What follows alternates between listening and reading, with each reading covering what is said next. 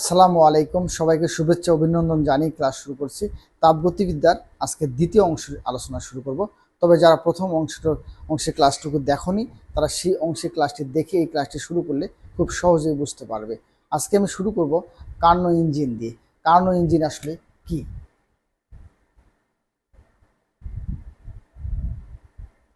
Karnaugh engine Karnaugh engine হচ্ছে একটি আদর্শ তাপ ইঞ্জিন এবং এটি কাল্পনিক ইঞ্জিন। এই ইঞ্জিনটি বাস্তবে আবিষ্কার করা সম্ভব হয়নি। এটি ফরাসি বিজ্ঞানী সাদি কার্নো উনি এটি আবিষ্কার করেছেন এবং এই ইঞ্জিনের দক্ষতা বলা হচ্ছে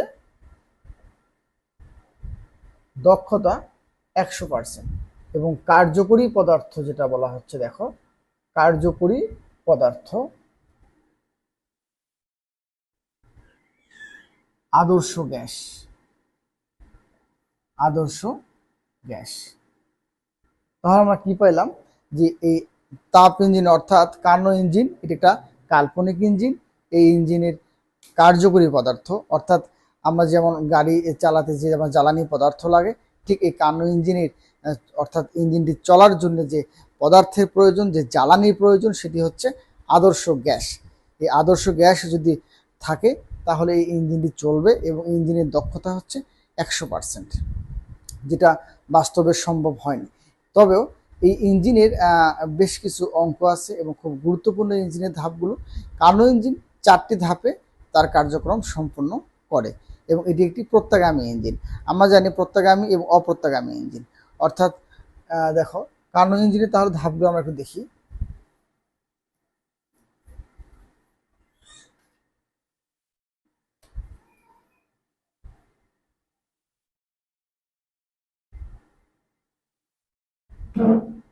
কার্নো ইঞ্জিন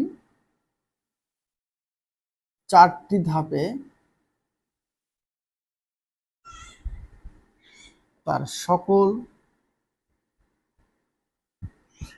কার্যক্রম সম্পন্ন করে।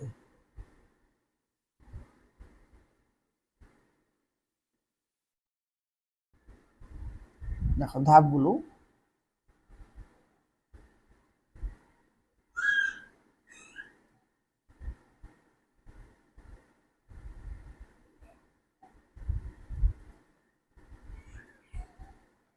দেখো 4টি ধাপে তার কার্যক্রম সম্পন্ন করতেছে, অর্থাৎ এক্স ওয়াই, এইদিকে আমি হচ্ছে আয়তন আর চাপ। 4টি ধাপে তার সকল কার্যক্রম সম্পন্ন করে। T1 T2 A B C D, এই 4টি ধাপের মধ্যে এবিটাকে আমরা বলছি সমষ্ণ প্রসারণ ধাপ। এবিটাকে আমরা কি বলছি? সমষ্ণ প্রসারণ ধাপ। আর বিসিকে বলা হচ্ছে রুদ্ধতাপ প্রসারণ ধাপ। আর সিডি হচ্ছে সমষ্ণ সংকোচন ধাপ। আর ডিএ হচ্ছে রুদ্ধতাপ সংকোচন ধাপ।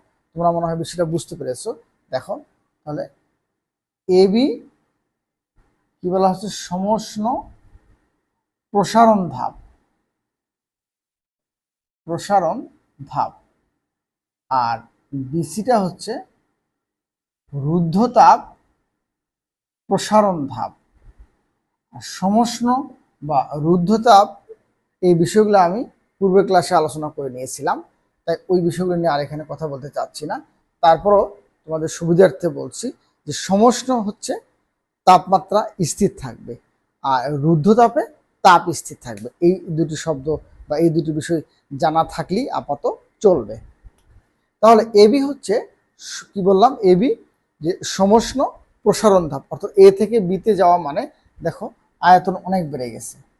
এখানে P1 V1, P2 V2, P3 V3 আর P4 V4। অর্থাৎ এ থেকে বিতে যাওয়া মানে আয়তনটা বেড়ে গেছে এবং বি থেকে সি আয়তনটা আরো বৃদ্ধি পেয়েছে। এই জন্য এই দুটি ধাপকে বলা হচ্ছে প্রসারণ ধাপ। যখন সি থেকে আমার ডিতে আসতেছি সেই মুহূর্তে আবার আয়তনটা সংকোচন হচ্ছে এবং ডি থেকে এতে আসার সময় আয়তনটা আরো সংকোচন হচ্ছে, অর্থাৎ প্রাথমিক অবস্থায় আবার ফিরে আসা হলো। সিডি সমষ্ণ সংকোচন ধাপ, সংকোচন ধাপ। আর ডিএ হচ্ছে রুদ্ধতাপ সংকোচন ধাপ, সংকোচন ধাপ। তাহলে কার্নো ইঞ্জিনের যে প্রাথমিক যেটুকু ধারণা থাকার দরকার সে বিষয়টা নিশ্চয়ই তোমরা বুঝতে পেরেছো, যে এই ইঞ্জিনটি তার সকল কার্যক্রম সম্পন্ন করে চারটি প্রক্রিয়ায়, এবং এই চারটি প্রক্রিয়া হচ্ছে এবি সমষ্ণ প্রসারণ, রুদ্ধতাপ বিসি রুদ্ধতাপ প্রসারণ, সমষ্ণ সংকোচন, এবং ডি হচ্ছে রুদ্ধতাপ সংকোচন। এখন আমরা দেখব কি করে এই ধাপগুলো থেকে আমরা কাজ বের করতে পারি, আয়তন, চাপ এবং তাপমাত্রা এই বিষয়গুলো বের করা যেতে পারে। সে বিষয়গুলো নিয়ে এখন একটু আলোচনা করব।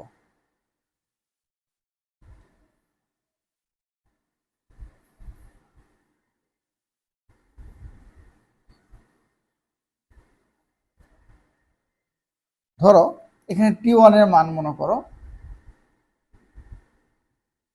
500 কেলভিন, আর T2 ধরলাম 300 কেলভিন, এবং P1 V1 এর মান দেওয়া থাকবে, কারো মান চাবে।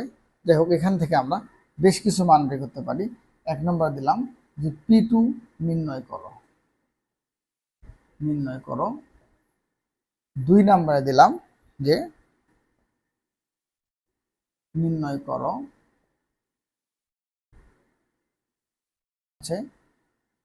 এবি অংশের কৃত কাজ,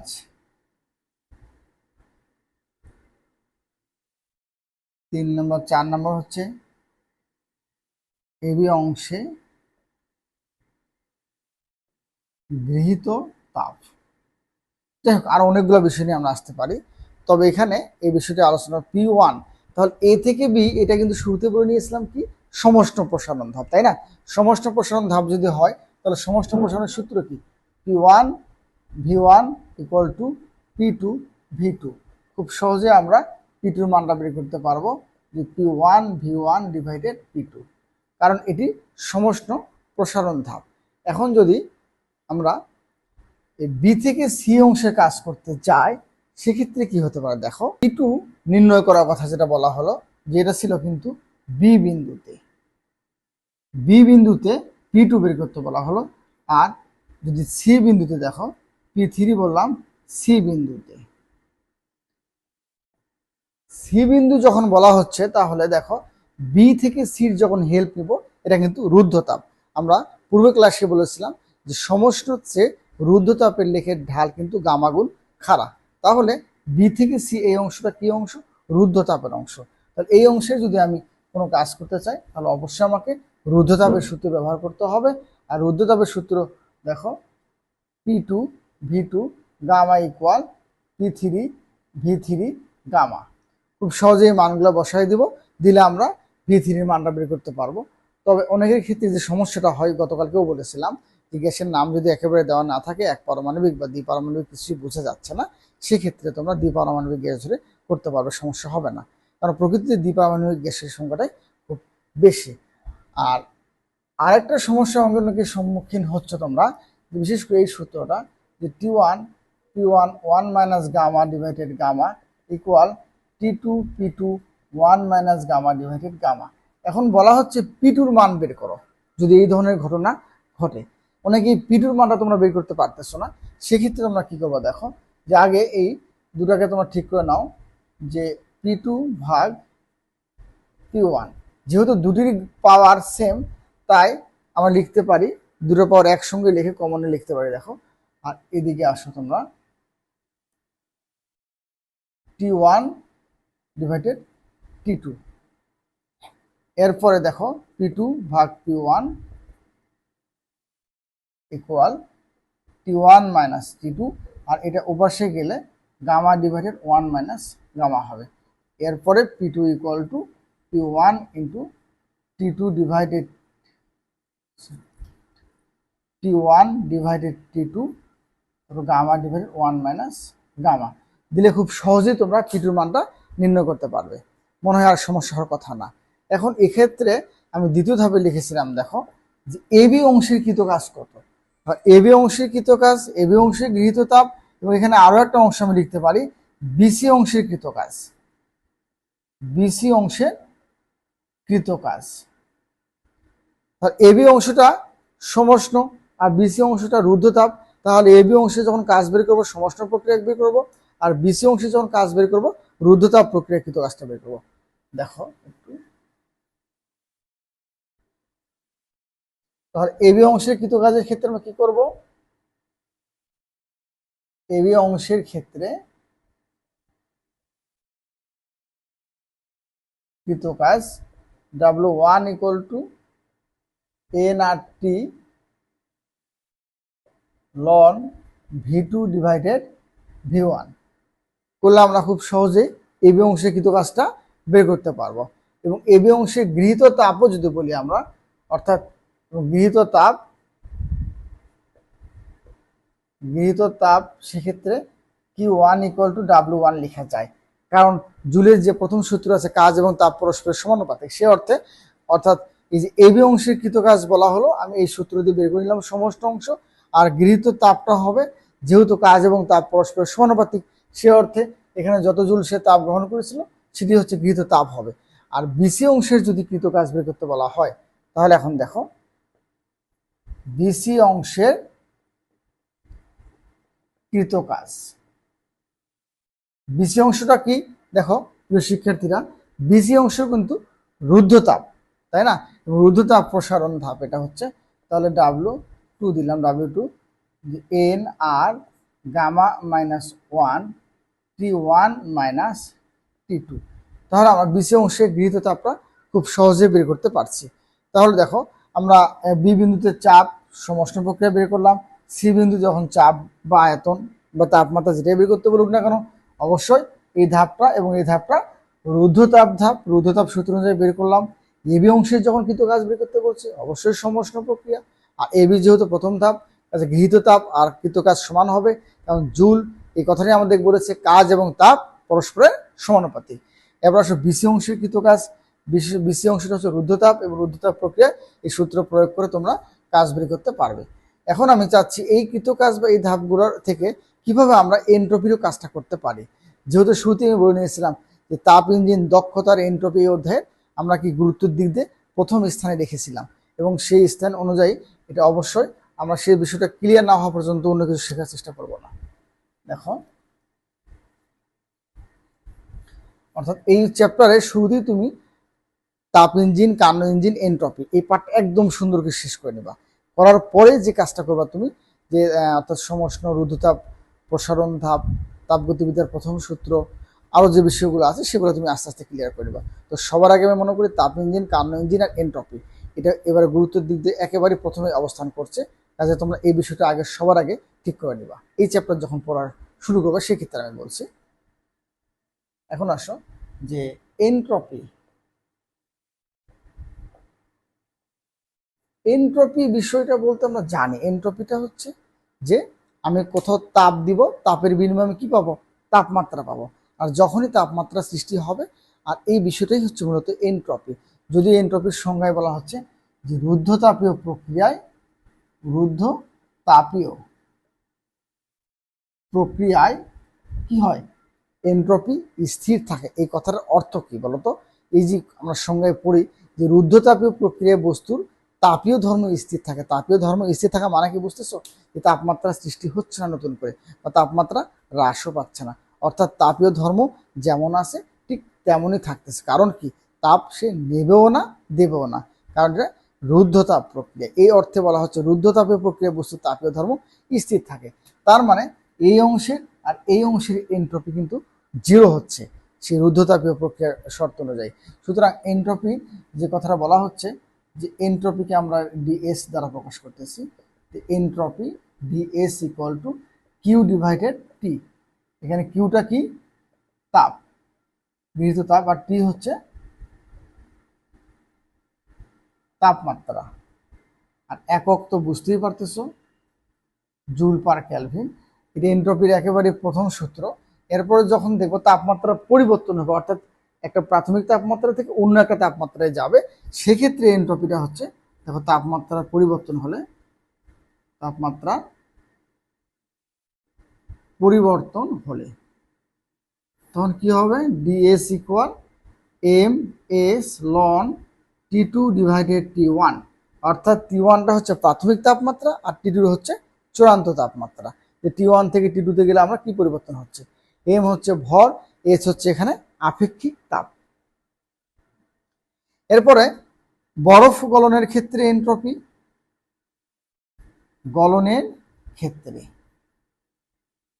DS equal M L F ভাগ টি, আর বাষ্পের ক্ষেত্রে DS equal to M L V divided T. তো এই টি কিন্তু গলনের ক্ষেত্রে 273 ক্যালভিন, আর বাষ্পের ক্ষেত্রে টির মানটা হচ্ছে 373 ক্যালভিন।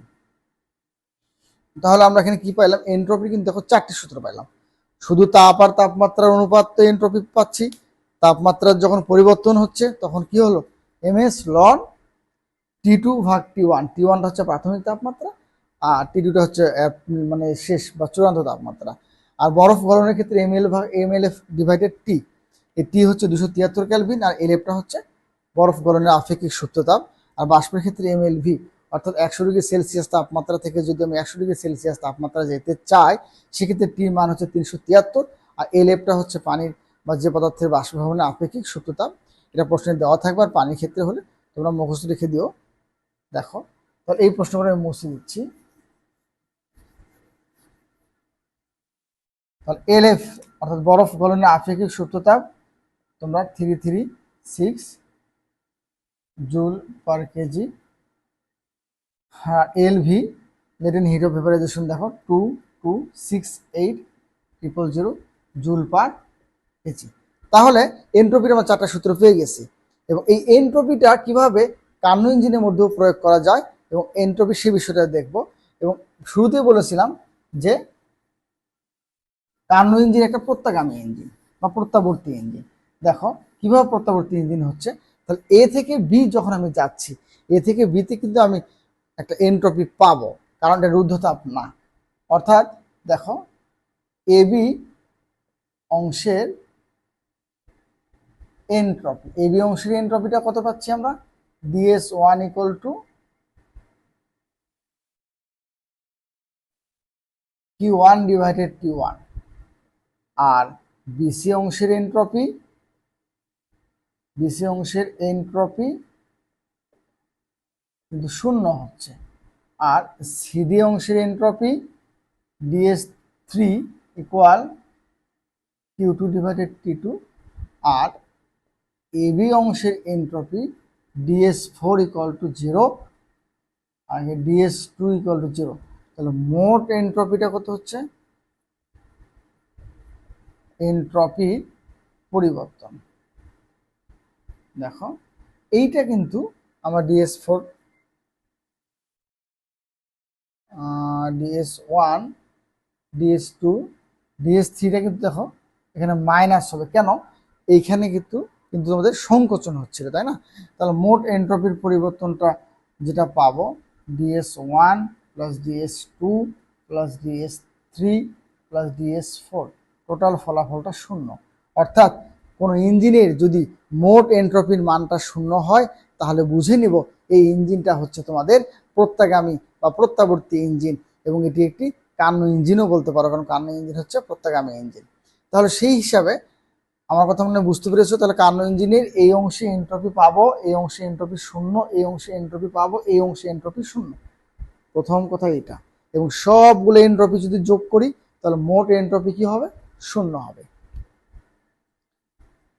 তাহলে প্রত্যাগামী ইঞ্জিনের বা প্রত্যাবর্তী ইঞ্জিনের মানে যে উল্লেখযোগ্য একটি বৈশিষ্ট্য পাইলাম সেটা হচ্ছে দেখো প্রত্যাগামী ইঞ্জিনের ক্ষেত্রে Q1 divided T1 equal to Q2 divided T2। এটা হচ্ছে সে প্রত্যাগামী বা প্রত্যাবর্তী ইঞ্জিনের শর্ত আর কি, যেটা আমরা এখান থেকে পাইলাম। যাই হোক, এখন আমরা আসি এই ইঞ্জিনটার যদি আমাদেরকে বলা হয় যে মোট এনট্রপি বের করো, যদি Q1 দেওয়া না থাকে তাহলে এই অংশের ক্ষেত্রে আমরা W1টা বের করে নিব, এই অংশে W2টাও বের করে নেব। তারপরে আমরা সরাসরি DS1 ইকুয়াল টু Q1 বা W1 একই কথা, Q1 বের করে নিব, আর DS3 ইকুয়াল টু Q2 ভাগ T2 বের করে নিব। তারপর এটা অবশ্যই মাইনাস হবে, দ্বিতীয় মানে যেহেতু সংকোচন ধাপ, তারপর যোগ করে যদি শূন্য হয় তাহলে বলবো এটা প্রত্যাগামী ইঞ্জিন বা প্রত্যাবর্তী ইঞ্জিন, আর শূন্য যদি না হয় তাহলে অবশ্যই বলবো এটা প্রত্যাবর্তী ইঞ্জিন না। এটা গেল। এখন দ্বিতীয় কথা আসো, এখানে এই কার্নো ইঞ্জিনে মোট যে 4টা ধাপের কাজ, সেই সবগুলো কাজ যোগ করলে কিন্তু মানটা কিন্তু শূন্য হবে না, একটু হলেও কাজ পাবো। এটা কিন্তু এর আগের বারে ঢাকা ইউনিভার্সিটিতে MCQ আকারে আসছিল প্রশ্নটা, যে অনেকেই হয়তো মনে করছে যে সবগুলো ধাপের এন্ট্রপি যোগ করে যেহেতু শূন্য হচ্ছে, হয়তো সবগুলো কাজ যোগ করলে বুঝি শূন্য হবে, না এটা হবে না, কাজ আমরা একটু হলেও পাবো। তাহলে দেখো এখানে মোট 4টি ধাপ, W1 W2 W3 আর এটা 2, এটা 3 আর W4। তাহলে মোট কাজ কত হচ্ছে, মোট কৃত কাজ W equal to W1 plus W2 minus W3 দিলাম মাইনাস W4, অর্থাৎ প্রথম দুটো ধাপ যেহেতু ধনাত্মক কাজ আর পরের দুটো ধাপ ঋণাত্মক কাজ, সব কিছু মিলে কাজ আমরা পাবো। কাজের মান একেবারে শূন্য হবে না, কারণ কাজ আমার অবশ্যই দরকার। এখন যদি বলা হয় এখানে, তাহলে যদি কখনো তাপ সরাসরি দেওয়া না থাকে, তোমরা শুরুতে কি করবো, প্রথম ধাপে W1 বের করে নিবা, সেই W1টাকে Q1 ধরতে পারবা, ধরার পরে তোমরা এন্ট্রপি বের করবা, এবং 3 নম্বর ধাপও একই কাজ করতে পারবা। এখন যদি বলা হয় তোমাদের এই কার্নো ইঞ্জিন বা তাপ ইঞ্জিন বা যেটাই বলি, এই ইঞ্জিনের বিপরীত ইঞ্জিনটা কি, অর্থাৎ এর বিপরীত ইঞ্জিন বলতে আমরা ফ্রিজ বা রেফ্রিজারেটর বুঝতেছি। দেখো এই ইঞ্জিনের বিপরীত ইঞ্জিন বলতে ফ্রিজ কে বোঝানো হচ্ছে। দেখো অর্থাৎ এখানে আমরা শুরু করছিলাম কিন্তু উচ্চ থেকে, কিন্তু ফ্রিজের ক্ষেত্রে সেটা হবে না। দেখো ফ্রিজের যে বিষয়টা হচ্ছে যে বাষ্পীভবন কুণ্ডলী কর্তৃক অপসারিত তাপ Q1 ধরলাম, আর ঘনীভবন কুণ্ডলী কর্তৃক বর্জিত তাপ Q2। তাহলে কৃত কাজটা কত হবে, W equal Q2 minus Q1, কার্যকৃত সহ K equal Q1 divided W, বা K equal to Q1 Q2 minus Q1, আর K এর মানটা 2 থেকে 6 এর মধ্যে হয়। অর্থাৎ তাপ ইঞ্জিনের যদি বিপরীত ইঞ্জিন বলা হয় তাহলে বুঝে নেব এটা ফ্রিজ বা রেফ্রিজারেটর। এবং এক্ষেত্রে আমাদের তাপ ইঞ্জিনে কি হয়, তাপ ইঞ্জিনে কাজ ডিভাইডেড উৎস হচ্ছে, কিন্তু এক্ষেত্রে যেহেতু এর বিপরীত ইঞ্জিন, সুতরাং সেটা হবে না। তাহলে উপরে হবে Q1 এবং এখানে Q1টা ছোট আর Q2টা বড়। তাহলে দেখো Q1 ডিভাইডেড W, আর W হচ্ছে Q2 মাইনাস Q1। এটা বলা হচ্ছে তাপ ইঞ্জিনের বিপরীত ইঞ্জিন বা কার্যকৃত সহ। তবে তাপ ইঞ্জিন থেকে এবং এন্ট্রপি থেকে কিছু অনুধাবনমূলক গুরুত্বপূর্ণ প্রশ্ন আসে, যেমন বলা হচ্ছে যে তাপ ইঞ্জিনের দক্ষতা 100% হওয়া সম্ভব কিনা। এটা কখনোই সম্ভব না। তাপ ইঞ্জিনের দক্ষতা 100% তখনই সম্ভব হবে যদি উৎসকে বলা হচ্ছে অসীম হয় অথবা গ্রাহক একেবারে শূন্য হয়। এই দুটো উপায় শুধু সম্ভব, অর্থাৎ T1 হতে হবে অসীম আর T2 হতে হবে অথবা শূন্য, যে কোনো একটি হলে ইঞ্জিনের দক্ষতা 100% হবে, যেটা কখনোই সম্ভব না।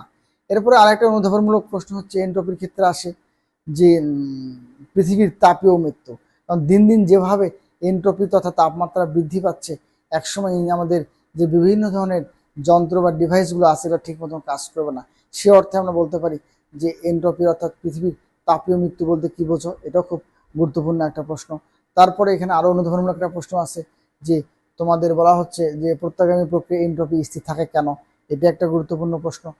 তোমরা এর পাশাপাশি তাহলে এই গাণিতিক অংশগুলো করবে এবং বিগত সালে যে বোর্ড প্রশ্ন কিছু এসেছিল এর উপর সেগুলো করার পরে তোমরা এই ক খ অংশগুলো করে নেবে। তাহলে আমরা এনট্রপি, তাপ ইঞ্জিন অর্থাৎ এখানে আমি কার্নো ইঞ্জিন নিয়ে মূলত আলোচনা করলাম, সে কার্নো ইঞ্জিন এবং তার সাথে রেফ্রিজারেটর বা ফ্রিজ কীভাবে কাজ করে। তো আমি ফ্রিজের কার্যক্রম পড়াইনি, ফ্রিজের যে মূল অংশটুকু, কারণ এখানে ফ্রিজে যে কার্যপ্রণালী বা কীভাবে কাজ করে এগুলো করতে গেলে অনেক ব্যাপক একটা ক্লাসের বিস্তার বা টাইম ডিউরেশন অনেক বেড়ে যাবে, সুতরাং ওই দিকে আমি যাচ্ছি না। আমার ফ্রিজের যেটুকু এখন দরকার কার্যকৃত সহগ, বাষ্পীভবন কুণ্ডলী আর ঘনীভবন কুণ্ডলী কি, এই বিষয়টি আপাতত জানলে আমি পরীক্ষায় ভালো করতে পারবো এবং পরীক্ষায় গাণিতিক যে সমস্যা বা সৃজনশীল অংশ আসবে সেটা আমি খুব সহজেই অ্যান্সার করতে পারবো। তাই আমি শুধু ওইটুকুই আলোচনা করে নিয়েছি। আর তাপ ইঞ্জিনের ক্ষেত্রে যেটা বলা হচ্ছে, তাপ ইঞ্জিনও যদি আমি ধরি, অর্থাৎ এটা উৎসকে যদি অর্থাৎ এখানে T1 ধরি আর গ্রাহক যদি আমার T2 হয়, তাহলে ডাব্লিউ করলে কত হবে, অর্থাৎ এখানে অথবা Q1 ধরতে পারি এবং Q2 ধরতে পারি, তাহলে Q1 ডিভাইডেড Q2 এবং দক্ষতা অর্থাৎ দক্ষতা হচ্ছে কত হবে, ডাব্লিউ ডিভাইডেড Q1 মাইনাস দক্ষতা হচ্ছে ডাব্লিউ ডিভাইডেড Q1 ইন্টু 100%, অর্থাৎ এটা equal to Q1 minus Q2 divided Q1 into 100%। এটা হচ্ছে তোমার তাপ ইঞ্জিনের একদম মেইন যে সূত্র সেটা। এরপরে আসো তোমাদের আর একটা বিষয় একটু আলোচনা করলেই না, সেটা হলো এবারে 2023 সালে সম্ভবত রাজশাহী বোর্ডে একটা অঙ্ক এসেছিল, বিশেষ গ্যাসের মোলার আপেক্ষিক তাপ, একটা সিপি আর একটা সিভি, যেটাকে আমরা বলি স্থির চাপে গ্যাসের মোলার আপেক্ষিক তাপ, আর সিভিটা বলা হচ্ছে গ্যাসের স্থির আয়তনে গ্যাসের মোলার আপেক্ষিক তাপ, এবং সিপি ইকুয়াল টু বলা হচ্ছে ডিকিউ ডিভাইডেড এন ডিটি, আর সিভি ইকুয়াল টু বলা হচ্ছে ডিকিউ ডিভাইডেড এন ডিটি। অর্থাৎ দেখো এখানে বলা হচ্ছে যে 1 মোল গ্যাসের তাপমাত্রা 1 কেলভিন বৃদ্ধি করতে যে পরিমাণ তাপের প্রয়োজন হয় সেটাই হচ্ছে স্থির চাপে গ্যাসের মোলার আপেক্ষিক তাপ। তার মানে DQ equal to CP N DT. যখন আমাদের চাপ স্থির থাকবে তখন কি হয় দেখো, DQ equal DU plus D W, এবং ডিকিউ ইকুয়াল টু বলা হচ্ছে ডিইউ প্লাস পিডিভি। তোমরা প্রথম ক্লাসে এই অংশটুকু আলোচনা করেছিলাম, তোমরা দেখে নিবা। যদি কোনোভাবে চাপটা স্থির থাকে, চাপ স্থির থাকার অর্থ কি, চাপ স্থির থাকলে কিন্তু এই অংশটুকু কাজ করবে না, তার মানে ডিকিউ ইকুয়াল ডিইউ, অর্থাৎ গৃহীত তাপ সবটুকু কি করতেছে, অভ্যন্তরীণ বা অন্তঃস্থ শক্তির সৃষ্টি করছে। তার মানে এটা একটা গুরুত্বপূর্ণ বিষয়। কাজেই যদি কখনো তোমাদের সিপি বা সিভি মান দেওয়া থাকে তখন তোমরা এই পার্টটুকু মাথায় আনার চেষ্টা করবা, এটা অবশ্যই কাজে লাগবে। এবং CP greater than CV equal to R, মানে ইকুয়াল আর অথবা সিপি গ্রেটার দেন সিভি, এটা অনুধাবনমূলক প্রশ্ন, খুব গুরুত্বপূর্ণ অনুধাবনমূলক প্রশ্ন। কারণ যদি আমি শর্টকাট কথায় বলতে চাই, স্থির চাপের ক্ষেত্রে আমাকে দুইটা স্থির চাপের ক্ষেত্রে, অর্থাৎ আমার এখানে কি করা হচ্ছে দেখো, যে চাপ যখন স্থির থাকে আয়তন তখন, অর্থাৎ এখানে দেখো চাপ স্থির থাকলেও কিন্তু আমার কৃতকাজ কিন্তু হবে, চাপ স্থির থাকলে আমার আয়তনের মান চেঞ্জ হবে, দেখো আয়তন পরিবর্তন হবে, তাহলে আয়তন পরিবর্তন হলে কৃতকাজ পাবো। এখন দেখো আমি সিপি আর সিভি নিয়ে একটু কথা বলবো। সিপি হচ্ছে স্থির চাপে গ্যাসের মোলার আপেক্ষিক তাপ, আর সিভি হচ্ছে স্থির আয়তনে গ্যাসের মোলার আপেক্ষিক তাপ। 1 মোল গ্যাসের তাপমাত্রা 1 কেলভিন বৃদ্ধি করতে যে পরিমাণ তাপের প্রয়োজন হয় তাকে আমরা সিপি বলছি। অর্থাৎ সিপি ইকুয়াল টু দেখো ডিকিউ ডিভাইডেড এন ডিটি, তার মানে DQ equal to CP N DT. সেমভাবে এখানেও বলতে পারি যে DQ equal to CV N DT. যখন আমার আয়তন স্থির থাকবে, দেখো অর্থাৎ স্থির আয়তনের বেলায় কি হবে দেখো, স্থির আয়তনের ক্ষেত্রে ডিকিউ ইকুয়াল শুধু ডিইউ হবে, এর কারণ হচ্ছে ডিডাব্লিউর মান তখন 0 হবে, কারণ এখানে আয়তনে কোনো পরিবর্তন হচ্ছে না। তাহলে স্থির আয়তনের বেলায় শুধুমাত্র গৃহীত তাপ কি করবে, অভ্যন্তরীণ শক্তির পরিবর্তন করবে। কিন্তু চাপ যখন স্থির থাকবে সেক্ষেত্রে কিন্তু দুটো কাজই হবে। কিন্তু স্থির চাপে ডিকিউ সমান ডিইউ প্লাস ডিডাব্লিউ, অর্থাৎ DQ equal two DU plus PDV. তার মানে আমরা বলতে পারি যে স্থির চাপের ক্ষেত্রে কিন্তু একটু গৃহীত তাপটা বেশি লাগবে, কারণ স্থির চাপের দুটি কাজই করতে হচ্ছে, অভ্যন্তরীণ শক্তির পরিবর্তন তার সাথে বাহ্যিক কাজ। কিন্তু স্থির আয়তনের বেলায় শুধুমাত্র একটি কাজ করা লাগতেছে, সেটি হচ্ছে অভ্যন্তরীণ শক্তির পরিবর্তন। এই অর্থে আমরা বলতে পারি সিপি গ্রেটার দেন সিবি, এবং CP minus CV equal to R. খুব গুরুত্বপূর্ণ একটা সূত্র। তোমরা 2 নম্বর এই প্রশ্ন অনুধাবনমূলক একটা প্রশ্ন, যে কেন সিপি অপেক্ষা সিভিটা বড়। কারণ সিপির ক্ষেত্রে আমরা কিন্তু অভ্যন্তরীণ শক্তির পরিবর্তনও কাজ করছি, আবার তার সাথে কি করছি, যে বাহ্যিক কাজও করছি। কিন্তু স্থির আয়তনের বেলা শুধুমাত্র অভ্যন্তরীণ শক্তি পরিবর্তন করা হচ্ছে, যার কারণে এখানে গৃহীত তাপটা একটু কম লাগবে। তবে এর উপর ভিত্তি করে, বিশেষ করে যখন সিপি এবং সিভির বিষয়টা আসবে তখন অবশ্যই মাথায় এটা রেখে দিবা, মানে এই সূত্রটা। যেমন 2023 সালে রাজশাহী বোর্ডে এই জাতীয় একটা প্রশ্ন এসেছে, সিভির মান দেওয়া ছিল, সেক্ষেত্রে আগে তোমাদের ওইখান থেকে তোমাকে ডিকিউর মানটা বের করা লাগছে, এবং ডিকিউর ওখানে চেয়েছিল অঙ্কটার মধ্যে সম্ভবত অভ্যন্তরীণ শক্তির পরিবর্তন চেয়েছিল। দেখো, অভ্যন্তরীণ শক্তির পরিবর্তন চেয়েছে এবং সিভির মান দেওয়া আছে, সেক্ষেত্রে আমরা কি করব, তার সেক্ষেত্রে আমরা শুরুতে এই ডিকিউর মানটা এখান থেকে বের করব, সিভি করে এন ডিটিতে, আর ডিডাব্লিউ মানটা ওখানে একটা মান দেওয়া আছে সেই কৌশল থেকে বের করার পরে DQ equal two DU plus DW. তার মানে এই সূত্রটা খুবই গুরুত্বপূর্ণ ম্যাথের জন্য। এছাড়াও এখানে আমাদের গৃহীত তাপ এই সমান আমরা অর্থাৎ এম এস ডেল থিটা জানি, এরপর এম এল এফ জানি, তারপর এম এল ভি জানি, এবং উপর থেকে কোনো বস্তুর পরে ডাব্লিউ সমান এম জি এইচ, তারপরে আসো equal to half M V square. এরা কিন্তু সবাই শক্তি প্রয়োজনীয়, এরা সব, অর্থাৎ যে কোনো পার্ট সমান যে কোনো পার্ট এরা লিখে যাবে। এগুলো ম্যাথ করার সময় এখানে লাগে। যেমন অনেক সময় বলা হয় যে উপর থেকে একটু বরফ পড়ছে, বরফ পড়ার সময় 10% গলে গেল, কত উচ্চতা থেকে বরফ খন্ডটি পড়লো। তার এই জাতীয় কথা যখন বললো যে 10% বরফ গলে গেলে গলে গেলে কত উচ্চতা হতে বরফ খন্ডটি পড়ে, কত উচ্চতা হতে বরফ খন্ডটি পতিত হয়। এই কথাটা বললে আমরা শুরুতে কি জানি, দেখো এই সমান সমান এম এল এফ, অপরদিকে আরেকটা কি ডাব্লিউ সমান, দেখো সম্পূর্ণ বরফ গলে নাই, তার মানে M dash equal to 0.1 M, আর W equal to M G H. সেই হিসেব অনুযায়ী লিখতে পারি আমরা M G H equal to M dash L F. এখান থেকে আমরা মান বসাই দিয়ে এইচ এর মান বের করতে পারবো। এই জাতীয় ম্যাথগুলো কিন্তু আসে। তারপরে এখানে লাস্ট যে টপিকসটি নিয়ে আমি কথা বলে শেষ করে দেবো ক্লাস, সেটি হচ্ছে বিভিন্ন ধরনের স্কেল। এই বিভিন্ন ধরনের স্কেলগুলোর মধ্যে সেলসিয়াস আছে, ক্যালভিন আছে, ফারেনহাইট আছে।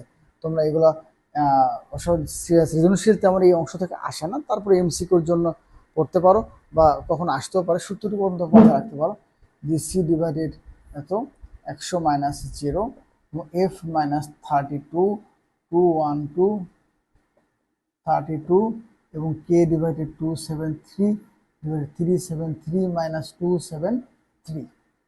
এগুলোকে সর্বোচ্চ বিন্দু বলা হয়, অর্থাৎ সর্বোচ্চ বিন্দু, এটাকে বলা হচ্ছে সর্বনিম্ন। আর এই দুটো পার্থক্যকে আমরা মৌলিক ব্যবধান বলছি, সেই হিসেবে সি ডিভাইডেড 5 এফ 32 ডিভাইডেড 9 কে 273 ডিভাইডেড 5। এই পার্টটিও একটু মাথায় রাখতে পারো, এমসিকিউর জন্য মূলত আসে। সব মিলে তাহলে আমরা এই চ্যাপ্টারের অর্থাৎ যা যা গুরুত্বপূর্ণ টপিকসগুলো ছিল সেই টপিকসগুলো আমি আলোচনা করলাম, এবং আলোচনার মাধ্যমে আশা করি তোমরা বুঝতে পেরেছো। তবে এখানে আমার গাণিতিক অংশ বৃহৎভাবে কিংবা বোর্ড প্রশ্নগুলো বৃহৎভাবে সলভ করা সম্ভব হচ্ছে না, এতে ক্লাসের টাইমটা অনেক বেড়ে যাবে। আমি শুধু চেয়েছি তোমাদের মৌলিক যে পার্টগুলো জানলে তুমি সহজেই এই অধ্যায়ের প্রশ্নগুলো সলভ করতে পারবে এবং বুঝতে পারবে, সেই বিষয়গুলো নিয়ে আমি আলোচনা করেছি। তবে আমি আশা করি ক্লাস 2টা পার্ট অর্থাৎ তাপগতিবিদ্যার প্রথম পার্ট এবং দ্বিতীয় পার্ট যদি কোনো স্টুডেন্ট মনোযোগ সহকারে দেখো, এবং প্রতিটা সূত্র আমি দিয়েছি যে সূত্রগুলো দরকার তো সূত্রগুলো প্রমাণ হতে দেইনি, অর্থাৎ প্রমাণগুলো দিতে গেলে অনেক সময় লাগবে, কারণ এই মুহূর্তে তোমাদের হাতে প্রমাণ করার মতন বা দেখার মতন সময় নেই। পরীক্ষা এগুলো সচরাচর তেমন আসে না। তবে আমি আশা করব তোমরা যে ক্লাসগুলো নিলাম, এই ক্লাসগুলোর কোনো অংশ যদি না বুঝতে পারো ভালো করে, তোমরা যদি আমাকে কমেন্ট অংশে বা কমেন্টের অংশের মাধ্যমে জানিয়ে দাও, তাহলে সেটা আবার পরবর্তীতে বিস্তারিত ক্লাস নেওয়ার চেষ্টা করব। এবং কোনো বোর্ড প্রশ্ন যেটা আসছিল অথবা কোনো বিশেষ অঙ্ক তাপগতিবিদ্যার উপর যদি তোমাদের জানার দরকার থাকে, সেটিও তোমরা কমেন্ট বক্সে জানিয়ে দিতে পারো, সেটির উপরও আলাদা আমি ক্লাস নেব। তবে আশা করি তোমরা ক্লাস তাপগতিবিদ্যার প্রথম পার্ট এবং দ্বিতীয় পার্ট যদি মনোযোগ সহকারে দেখো, আমি মনে করি তোমরা বিগত যে বোর্ড প্রশ্নগুলো আসছিল বা কলেজের বিভিন্ন ভালো ভালো কলেজে যে পরীক্ষায় টেস্ট বা পি টেস্টে যে প্রশ্ন